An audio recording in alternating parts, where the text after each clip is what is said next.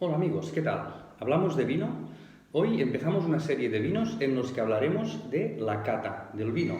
Lo que voy a hacer es partir esta parte de la cata de vinos en distintos vídeos para que no sea un vídeo tan largo y tan pesado. Mi idea es hacer 3 o 4 partes. La primera sería un poco hablando de la cata en general, es decir, introducción a la cata de vinos. La segunda parte, el segundo vídeo, hablaría de la fase visual de esta cata. El tercer vídeo de la fase olfativa y el último, para acabar, de la fase gustativa. ¿Qué os parece? ¿Empezamos?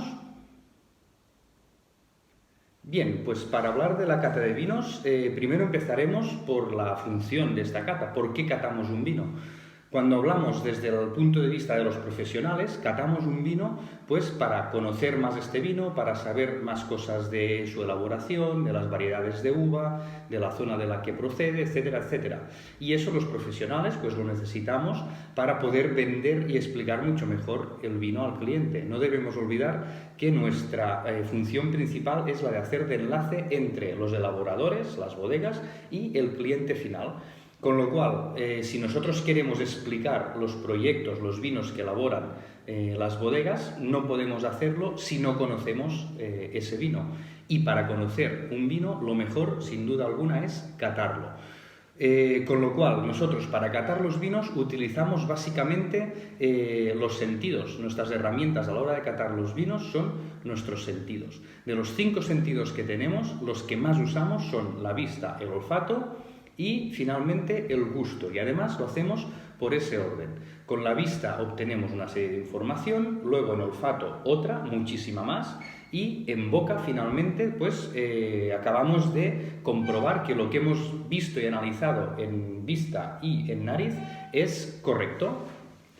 Para empezar, hablaremos un poco de los condicionantes o las características que tenemos que tener a la hora de hacer una cata de vinos. Primero, la copa. Importante, aquí veis que tengo 3 copas, las 3 copas son iguales y si nos fijamos en las características de las copas, lo que tenemos es que es más ancha de la parte baja que de la parte alta. Esto es importante a la hora de encontrar sobre todo los aromas.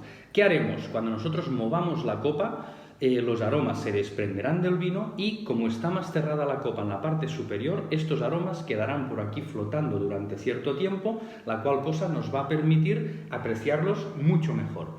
También, lógicamente, la copa tiene que ser transparente, sin ningún tipo de escritura, sin ningún color, de manera que podamos en la fase visual apreciar correctamente los colores y matices de tonalidades de este vino. ¿Qué más? El fondo sobre el que estamos catando, como podéis comprobar, es blanco. Esto es importante para poder apreciar precisamente los colores de las distintas tonalidades del vino, que luego ya explicaremos un poco qué información nos dan. Y por último, también veis que tengo aquí este recipiente que yo usaré como escupidera. Todos habéis visto en catas de vino que los catadores, los sommeliers, lo que hacemos es ponernos el vino en la boca y escupirlo. Esto es porque toda la información que yo necesito la tengo del cuello para arriba, es decir, del cuello para abajo no saco ningún tipo de información. Hoy, además, no tiene tanta importancia, entre comillas, porque aquí cataremos simplemente 3 vinos, pero pongámonos por un caso que nos disponemos a catar pues 10-15 vinos. Claro, si todos, ni que sea un pequeñísimo sorbito, nos los tragamos, al final pues sería más complejo realizar de una forma más ética nuestro trabajo.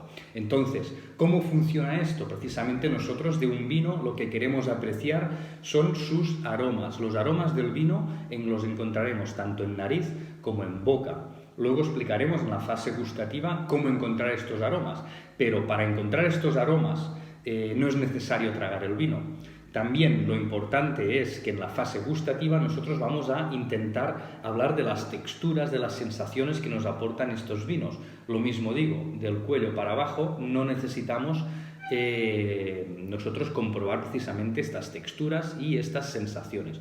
Con lo cual, cuando lleguemos a la parte gustativa, ya os enseñaré cuál es el mecanismo que utilizamos nosotros para realizar esta cata del vino escupiéndolo de forma correcta.